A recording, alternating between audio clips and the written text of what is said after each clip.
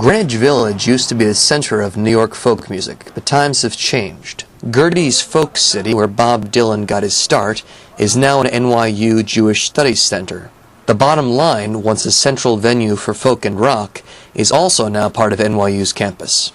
Symbolically, when the Bottom Line closed, that really felt like the end of an era in terms of music.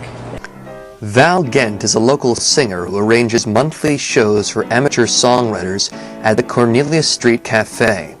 This village cafe's nurtured local musicians since 1977, like folk singer Suzanne Vega, who got her start at songwriting groups here in the early 80s. But Cornelia owner Robin Hirsch feels the real estate market is making it difficult for the cafe to nurture amateur talent and survive commercially.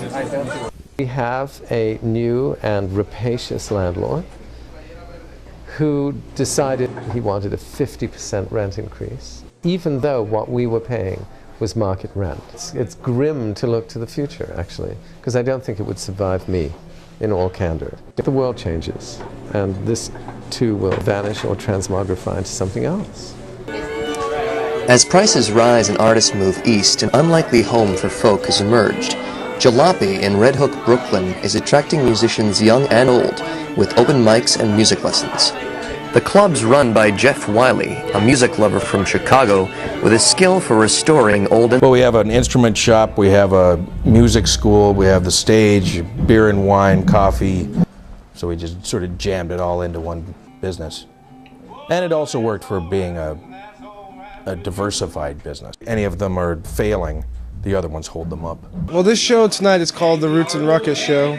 And it was run in a Thai restaurant down at McDougal Street called the Village Ma. They were switching owners, and the new owners were more interested in karaoke, I think, than live blues music or folk or anything like that. Jeff came out to one of the last shows, checked it out, really liked it, and we were able to talk him into letting us bring the show here. Everything about the place has a really good vibe.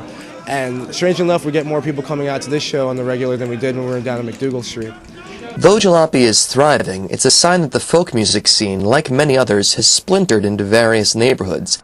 Some find this splintering disappointing. You can walk around Chelsea or Soho and go from gallery to gallery. And 20 or 30 years ago, you could do a version of that with folk clubs. But it's difficult to maintain that level of intimacy. Everything moves. You can't ever have that scene again. But it never went away. It's not like it disappeared. Folk music is ubiquitous. Got a choice in your life.